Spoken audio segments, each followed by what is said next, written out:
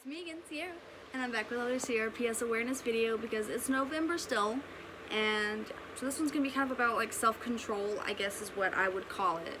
So in my last video I talked about symptoms of CRPS and how it varies, but I didn't really mention how a lot of what our actions can do to make that change.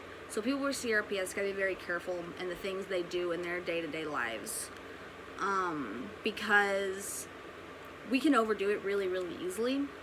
I know one time, about a year or so after my diagnosis, I was starting to get back to what I would call a normal life, and we went to this indoor type amusement park thing, and I didn't really want to hold back like I knew I should have. My mom told me to, and because I want to be like everybody else, and because of that I had so much fun, but I overdid it so bad. A day or so after, I ended up in the hospital, and so I kind of have to figure out where to draw that line, and really a lot of it is, for me, is changing how I do things.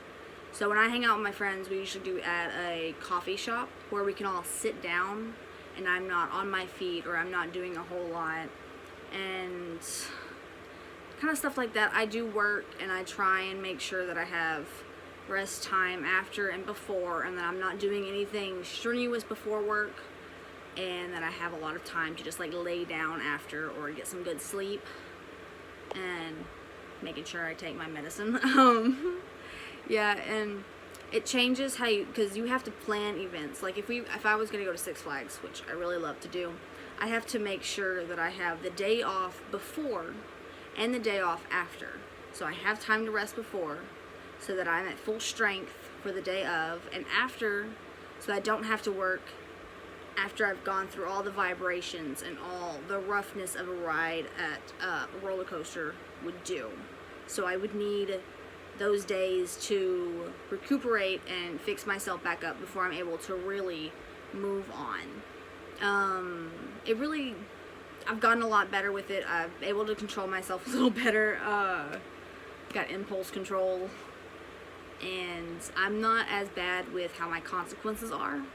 I'm able to do a lot more than I used to, and my, well, what would I call it? My backlash of doing that, my consequences aren't nearly as bad as they used to, because I have my pain under control a little more.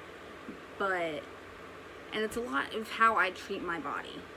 I treat my body well. I don't do a whole lot of stuff like that, and it's kind of just like a treat for me, and I make sure I don't do a whole lot of things in a row. And you have to learn a lot of self-control, and it sucks. It really sucks having to change how you do things and things like that. I know